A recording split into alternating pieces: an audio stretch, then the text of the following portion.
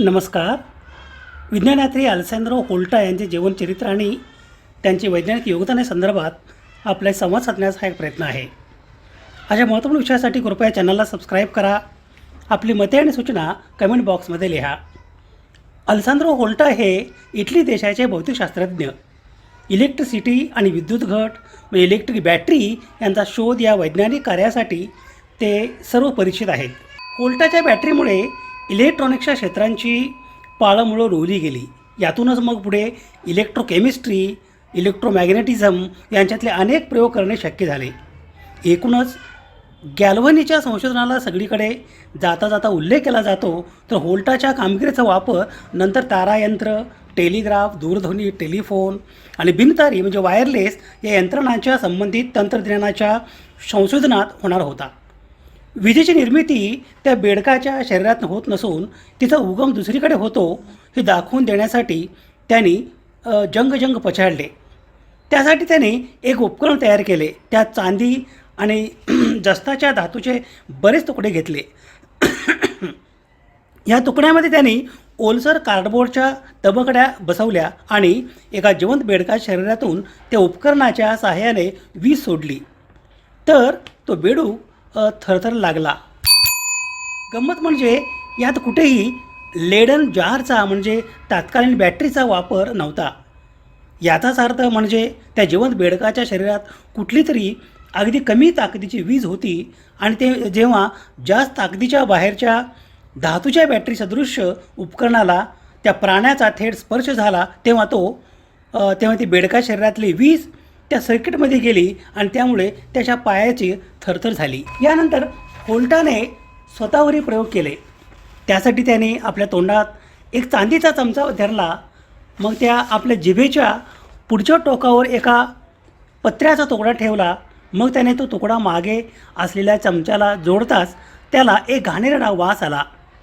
याचे कारण म्हणजे हे दोघं एकमेकांना जोडले जाताच या दोन वेगवेगळ्या धातूमधून वीज गेली आणि ती वासाच्या रूपाने बाहेर प्रकटली. म्हणजेच जिवंत किंवा मृत बेडकाचे पाय हलण्यामागचं कारण हे त्या बेडकाच्या शरीरात कुठलीही बॅटरी वगैरे नसून बाहेरच्या सर्किटला तो बेडूक चिकटला की तो बेडूकही त्याचं सर्किटचा भाग होणं आणि त्यामुळे त्याच्या शरीरातून वीज जाणं आणि म्हणून तो थरथरणं हे असतं.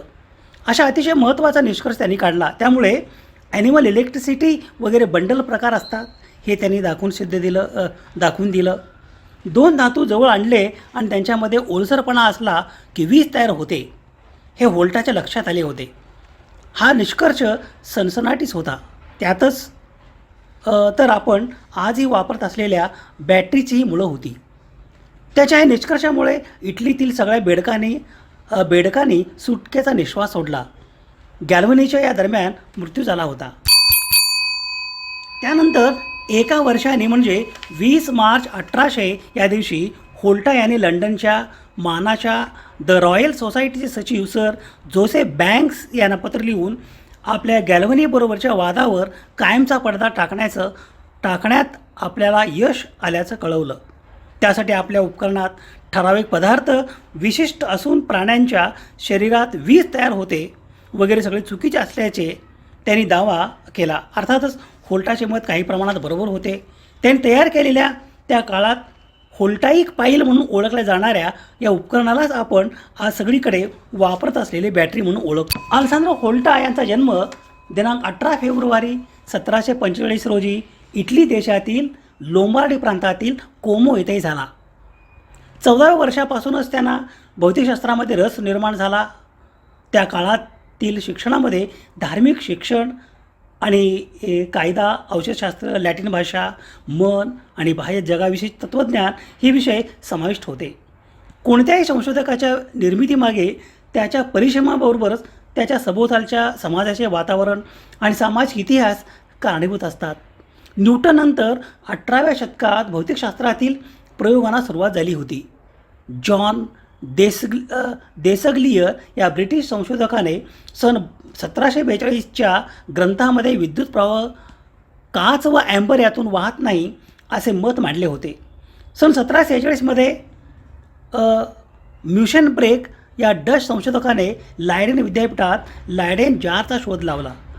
या शास्त्रज्ञाचे प्रयोग व्होल्टापुढे होते. विजेबद्दल 18व्या शतकातील युरोपमध्ये प्रचंड आकर्षण निर्माण झाले होते. उच्चभ्रू स्त्री पुरुषामध्ये विजेच्या उपकरणाच्या ठिणग्या, विजेचे धक्के हा कुतूहलाचा विषय बनला होता. संशोधक आपापली उपकरणे घेऊन युरोपभर विजेच्या प्रचारासाठी व्याख्याने देत फिरत असत. त्यांच्या मते वीज म्हणजे पदार्थातून वाहणारा द्रव व विद्युत अग्नी. या वातावरणात सन 1774मध्ये कोमोतील रॉयल विद्यालयात व्होल्टाची रेक्टर म्हणून नियुक्ती झाली. त्या काळात स्थितिक विद्युतवर त्याने अनेक प्रयोग केले. सन 1775 साली त्याने इलेक्ट्रोफोरस ह्या स्थितिक विद्युत निर्माण करणाऱ्या उपकरणाचा प्रसार केला. व्होल्टा यांनी स्थितिक विद्युतकरता काचेच्या कांड्यावर रेशमी कपड्याने घासून प्रयोग केले होते. घर्षणाने कांड्यामध्ये आकर्षण प्रतिकर्षण निर्माण होते हे त्यांच्या लक्षात आले होते, पण त्यांच्या स्पष्टीकरणाकरता आवश्यक सिद्धांत तेव्हा नव्हता.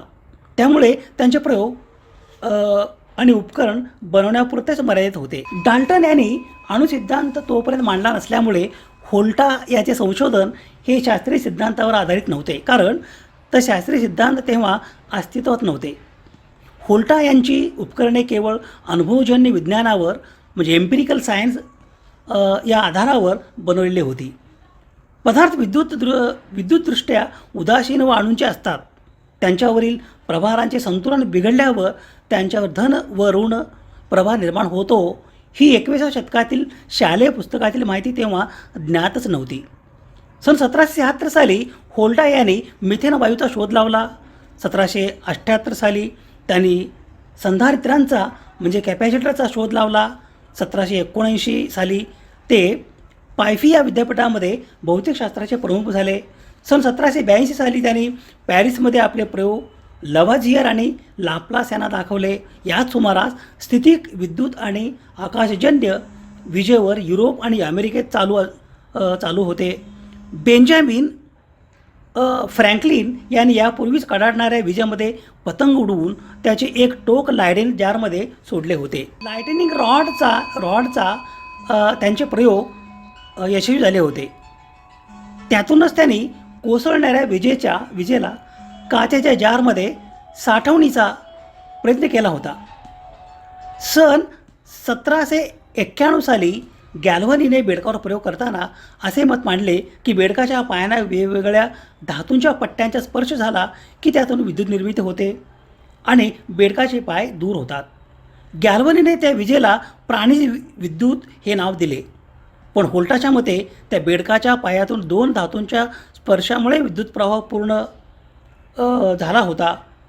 त्याने त्या विजेला धातुजन्य विद्युत असे म्हटले. 1800 साली व्होल्टाने विजेरीची निर्मिती करून विद्युत निर्मितीकरिता प्राणी ऊतीची आवश्यकता नाही हे सिद्ध केले. रासायनिक ऊर्जेचे रूपांतर विद्युत ऊर्जेमध्ये केल्यामुळे विद्युत ऊर्जा विद्युत घटामध्ये साठवण्याची क्षमता माणसाला प्रथमच प्राप्त झाली. व्होल्टाईक पाईल या त्याच्या विजेरीच्या जस्त आणि चांदीच्या एकाआड एक ठेवलेल्या चकत्यामध्ये मिठाचे पाणी किंवा सोडियम हायड्रॉक्साईडमध्ये भिजवलेले कागद किंवा कापड घातले जायचे. एकसर पद्धतीने हे एकमेकावर ठेवून परिपथ पूर्ण केल्यामुळे विद्युत प्रवाह त्यातून वाहत असे. ह्या विजेरीमध्ये जस्त धनाग्र होता, चांदीची चकती ऋणाग्र होती. मिठाचे द्रावण सोडियम हायड्रॉक्साईड विद्युत अपघटनाची काम करायचे. विजेरीतील रासायनिक समीकरणे तेव्हा ज्ञात नव्हती. वेगवेगळे धातू वापरून तसेच विजेरीतील चकत्यांची संख्या वाढवल्यावर विद्युत प्रवाह वाढतो हे व्होल्टाच्या लक्षात आले होते. 20 मार्च 1800 साली व्होल्टाने रॉयल सोसायटी ऑफ लंडनच्या अध्यक्षांना पत्र लिहून विजेरीची माहिती दिली व पॅरिसमध्ये त्यांनी विजेरीची प्रात्यक्षिके दाखवली. विल्यम निकोलसन आणि अँथनी कार्लिस्ले यांनी सन 1800 साली व्होल्टा यांच्या विजेरीच्या सहाय्याने पाण्याचे हायड्रोजन आणि ऑक्सिजन वायूमध्ये विघटीकरण केले.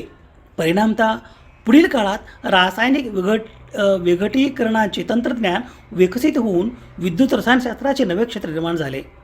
सन 1801 व्होल्टा यांनी त्यांच्या विजेरीचे कार्य नेपोलियनला दाखवले. त्यावेळी विभवांतर विद्युत प्रवाह मोजण्याची उपकरणे नव्हती, पण त्याच्या विजेरीतील विद्युत प्रवाह विद्युत अपघटनाने सिद्ध केला गेला होता. ही विजेरी वापरून हम्फ्रे डेव्हीने विद्युत अपघटन करून सन 1807च्या सुमारास काही मूलद्रव्यांचे शोध लावले. नेपोलियनने होल्टा यांना सरदारकी बहाल केली. ऑस्ट्रियाच्या राजाने त्यांची पदुआ विद्यापीठामध्ये तत्त्वज्ञान विभाग निर्देशक म्हणून नियुक्ती केली. त्यांना कुप्ले मेडल मिळाले. अलेसांद्रो होल्टा यांच्या सन्मानार्थ सन 1881 साली विभवांतराच्या एककाला होल्ट हे नाव देण्यात आले. कोमो येथे त्यांच्या नावाने टेम्पिओ होल्टिएना नावाचे संग्रहालय आहे. होल्टा यांचे नाव चंद्रावरील एका विवराला दिले आहे. सन 1830 साली होल्टा यांच्या विजेरेच्या सहाय्याने मायकेल फॅरेडे यांनी विद्युत चुंबकीय क्षेत्रातले प्रयोग यशस्वी केले. 21व्या शतकातील असंख्य उपकरणे ही विद्युत घट विजेऱ्यांच्या सहाय्याने चालवली जातात. उदाहरणार्थ वाहने, संगणक, तिच्या शोधाचा जनक होल्टा होता. भविष्यातील सौर आणि इतर ऊर्जा स्रोतांमध्ये मिळणारी ऊर्जा देखील विजेऱ्यांमधून साठवता येऊ शकते. पायव्हिया विद्यापीठात होल्टा भौतिकशास्त्राचे संचालक म्हणून 40 वर्षे काम केल्यावर निवृत्तीनंतर गावी जाऊन राहिले. हे इटालियन भौतिकशास्त्रज्ञ आणि रसायनशास्त्रज्ञ होते. त्यांनी सन 1800 जगातील पहिली खरी इलेक्ट्रिक बॅटरी होल्टाईक पाईल शोधली. विद्युत प्रवाहाचा स्थिर स्रोत निर्माण करणे आणि इलेक्ट्रोकेमिस्ट्रीचा पाया रचणे याचे श्रेय अलेसांद्रो होल्टा यांना दिले जाते. त्यांच्या सन्मानार्थ विजेच्या दाबाच्या एककाला होल्ट असे नाव देण्यात आले. अलेसांद्रो होल्टा यांचा जन्मदिनांक 18 फेब्रुवारी 1745 रोजी इटलीतील कोमो येथे झाला, ज्यामध्ये खाऱ्या पाण्यात भिजवलेले कापड, जस्त आणि तांबे यांच्या चकत्या त्यांच्या उपयोजनातून अलेसांद्रो होल्टा यांनी सन 1800 पहिली बॅटरी तयार केली. यालाच होल्टाईक पाईल असे म्हणतात आणि ही स्थिर विद्युत प्रवाह देणारी पहिली बॅटरी होती. अलेसांद्रो होल्टा यांनी सन 1776 मिथेन वायू याचा शोध लावला. त्यांनी विजेवर चालणाऱ्या नवीन तंत्रज्ञानाचा पाया रचला आणि लुईगी गॅल्व्हानी यांच्या प्राणीनिर्मित वीज सिद्धांत याला आव्हान देत धातूंच्या संपर्कातून वीज निर्माण होते हे सिद्ध केले. त्यांच्या वैज्ञानिक योगदानाबद्दल त्यांना अनेक सन्मान मिळाले आणि त्यांच्या स्मरणार्थ विद्युत विभवांतराला म्हणजे पोटेन्शियल डिफरन्स याला मोजण्याचे एकक होल्ट असे नाव देण्यात आले. त्यांच्या वैज्ञानिक योगदानामुळे आपण बॅटरीचा वापर करू शकत आहोत. अलेसांद्रो होल्टा यांना आधुनिक विजेचा विज्ञानाचा जनक असे म्हणतात. दिनांक 5 मार्च 1827 रोजी अलेसांद्रो होल्टा यांचे निधन झाले. विज्ञानी अलेसांद्रो होल्टा यांच्या स्मृतीस विनम्र अभिवादन. स्रोत संदर्भासाठी ही यादी आहे. एखाद्या वैज्ञानिक विषयासंदर्भात प्रबोधन करणे, जागतिक समस्यांचे निराकरण करण्यासाठी सामाजिक इच्छा आणि संसाधने एकत्रित करणे आणि मानवतेच्या यशाचा उत्सव बळकट करणे यासाठी सुवर्ण संधी म्हणजे सामाजिक आणि वैज्ञानिक सण आणि उत्सव. विषयासाठी कृपया चॅनलला सबस्क्राईब करा. आपली मते आणि सूचना कमेंट बॉक्समध्ये लिहा. विज्ञाननिष्ठा ही तर जीवननिष्ठा.